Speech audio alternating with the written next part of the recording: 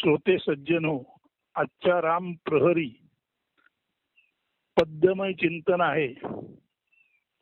त्याचं शीर्षक आहे एक तुही आत्मावान बेटा माल. एक तुही आत्मावान बेटा मालामाल, बाकी सब कंगाल. जो आत्मावान असतो तोच या विश्वामध्ये मालामाल असतो. बाकी धनवान, सत्तावान, बुद्धिवान, संपत्तीवान हे आत्मावान असणाऱ्याच्या तुलनेत कंगाल असतात, असा त्याचा स्पष्ट अर्थ आहे. एक तुही आत्मावान बेटा मालामाल, बाकी सब कंगाल. आता या चिंतनाची पार्श्वभूमी सांगतो. आज काही प्राध्यापक आणि तो असा प्रत्यक्ष संवाद नाहीये, ध्यानात घ्या. परंतु प्राध्यापक आणि तो किंवा यांचे आजपर्यंत अनेक संवाद झालेले आहेत. तुम्ही ऐकलेले आहेत, सांगितलेले आहेत, वाचलेले आहेत, ऐकलेले आहेत. हे सर्व आपल्याला माहितीच आहे.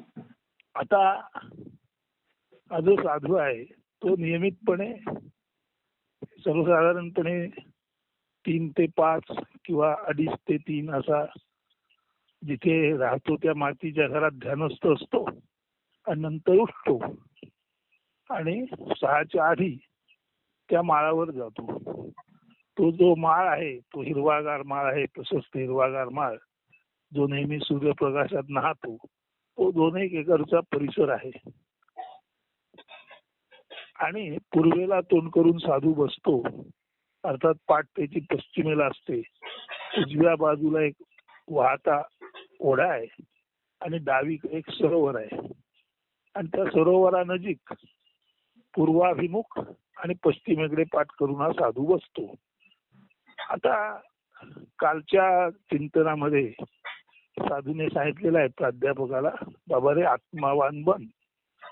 आणि विशेष म्हणजे आत्मावान बन म्हटल्यानंतर आत्मावान म्हणजे नेमकं काय याचं दर्शन आज साधूला होतंय. आणि हेही दर्शन साधूला त्याच्या नेहमीच्या चिंतनातच स्फुरलेलं आहे. पण नेहमीच्या अमृत वेळच्या चिंतनात ध्यानामध्ये जे चालतं ते आज नेहमीच्या पद्धतीने चाललं नाही. त्यांनी काही त्याचं नेहमीची ध्यान, धारणा, उपासना, नामस्मरण असं काही केलं नाही. प्राणायाम काही केला नाही. फक्त जेव्हा 3:30 वाजता जाग आली आणि जाग आली ते एकदम काव्य उमटलं. त्या कारणाने श्रोते हो, तुम्हाला हे जे पाठवलेलं काव्य आहे त्याच्यावर तारीख आहे 10/4/24 पहाटे 3:30 ची. तेव्हाच ते काव्य उठून लिहिलं गेलं. आणि आता त्या काव्यातून आपलं नेहमीचं ध्यान, चिंतन किंवा रामप्रहरीचं जे काय आहे ते पुढे पुढे उलगडत जाणार आहे. तत्पूर्वी याचा एक गद्य अर्थ सांगतो. म्हणजे ते नेहमी बरं असतं. तर आजचा हा साधू त्या हिरव्यागार माळावर बसलाय, सरोवरानजीक बसलाय.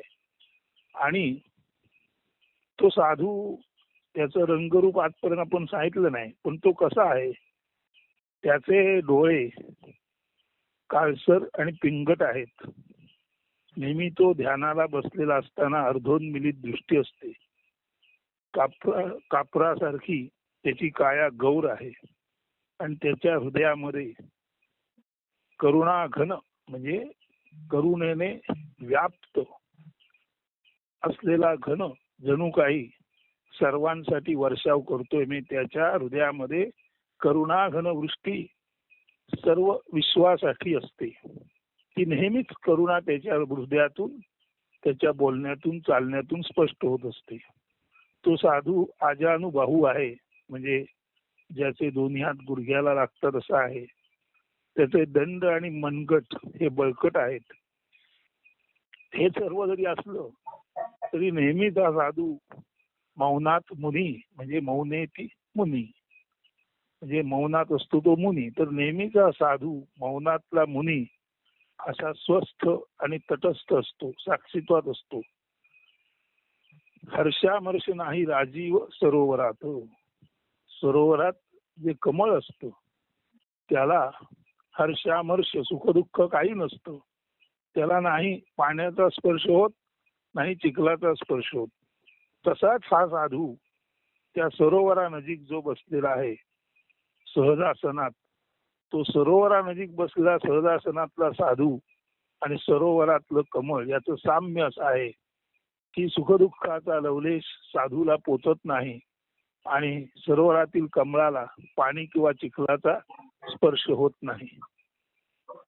मात्र साधू ध्यानात असताना मंद हळुवार असा त्याचा श्वास चालू असतो आणि त्या श्वासाच्या अस्फुट म्हणजे ते संगीत आहे पण ते पुरेसं उमटत नाही, फक्त त्याचं त्याला जाणवतं. अशा त्या श्वासाच्या संगीतामध्ये साधू काया डोले, साधूचं शरीर डोलतं. मग तो सरोवरागाठी बसलेला आहे, श्वास चालू आहे, ते संगीत आहे आणि त्या संगीतामध्ये तल्लीन होऊन साधूचं शरीर डोलतंय आणि ते प्रतिबिंब दिसतंय सरोवरात. तर साधू काया कशी डोलते? शेषाप्रमाणे, म्हणजे पुंगी वाजवल्यानंतर नाग डोलतो तसं हे श्वासाच्या संगीतामध्ये साधू काया शेषाप्रमाणे डोलते आणि ते प्रतिबिंब त्या सरोवराच्या निवांत पाण्यात उमटलेलं आहे. असं हे दृश्य आहे. इथे शब्द नाही, बोल नाही,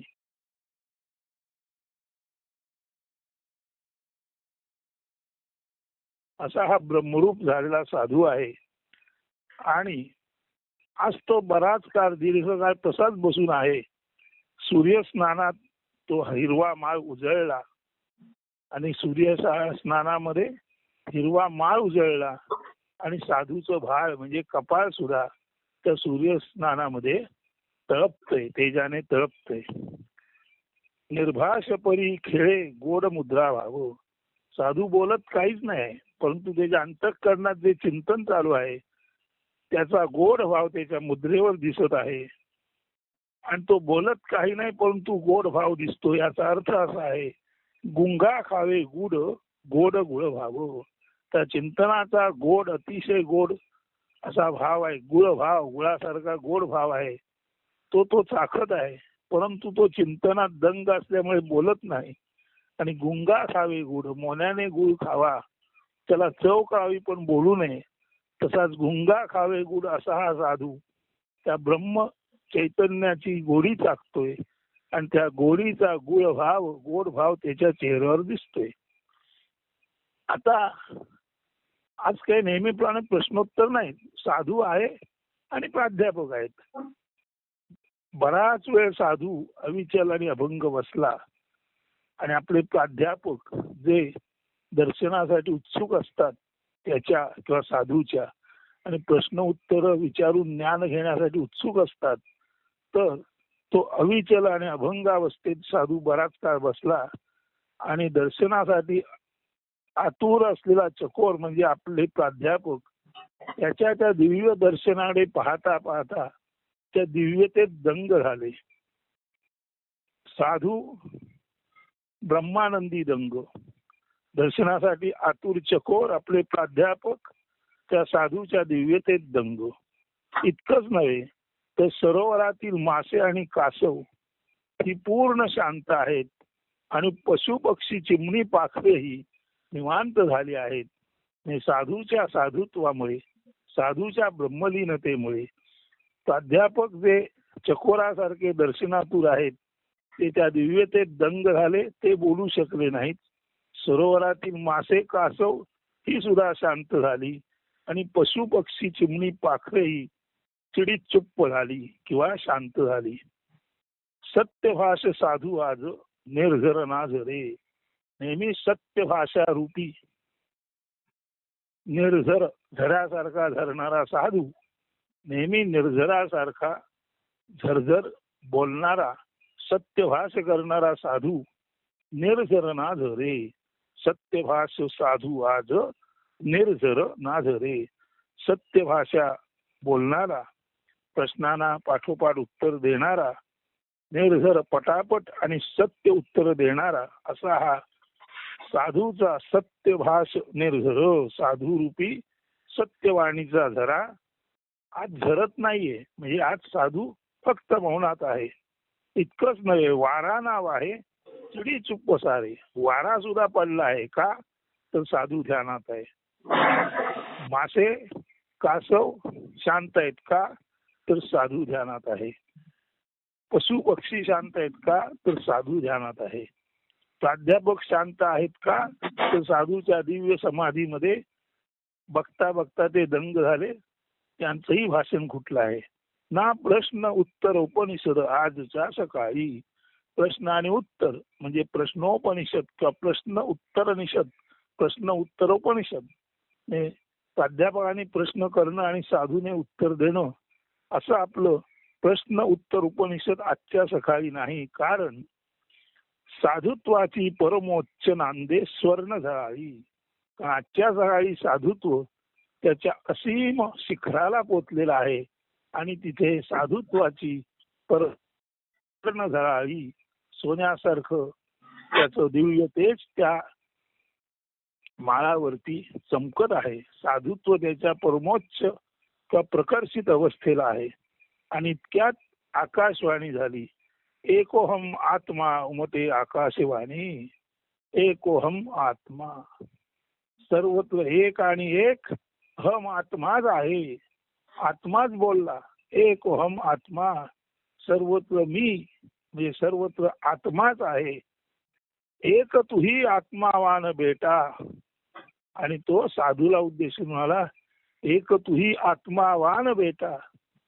केवळ आणि केवळ इथे आत्माच आहे. आणि एक तुही आत्मावान बेटा. आणि हे बेटा तूही एक आत्मावान आहे. म्हणजे इथे एक आणि एक आत्माच आहे.